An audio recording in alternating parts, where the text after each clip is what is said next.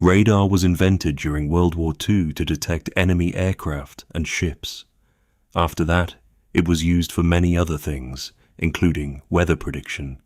Police officers started using radar speed guns to catch speeders over 70 years ago. Although new technology like speed cameras are also in use today, radar speed guns are still one of the most common tools in law enforcement. A radar speed gun works by sending radio waves towards a car. When the waves hit the car, they bounce back towards the radar gun. If the car isn't moving, the radio waves are the same as when they were sent. If the car is moving, however, the space between the radio waves changes. The radar gun uses this information to calculate the speed of the car. Radar guns work when the car is moving towards or away from them, so you can't avoid a ticket by speeding away. There are different types of radar guns. Some are handheld and are shaped a bit like guns. They can be used by police officers who are waiting for speeders by the side of the road. Police officers can also use them from moving vehicles. In that case, the radar gun takes into account the speed of the police vehicle too. Some radar guns can take a picture of a car's number plate as well as measure its speed. With this type of radar gun, police don't have to stop the speeding car. They use the information on the number plate to identify the owner of the car.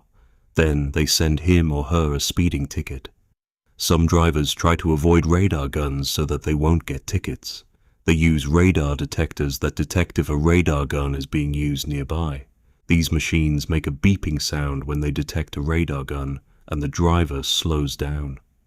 However, some police officers don't turn on their radar guns until they see a car that they think is speeding. If that happens, the radar gun measures the driver's speed before the driver even knows the radar gun is there. Another problem is that, in some places, radar detectors are illegal and you can get a fine for having one. There are also apps that use information reported by other drivers to let you know when there's a police officer with a radar gun or a speed camera, but they're not always reliable. The best way to avoid a speeding ticket and stay safe, therefore, is to drive under the speed limit. Some people claim radar guns can make mistakes and that drivers get tickets when they shouldn't. However, there aren't many mistakes if the radar guns are used correctly and police officers are trained to use them properly. There are also rules about radar gun maintenance.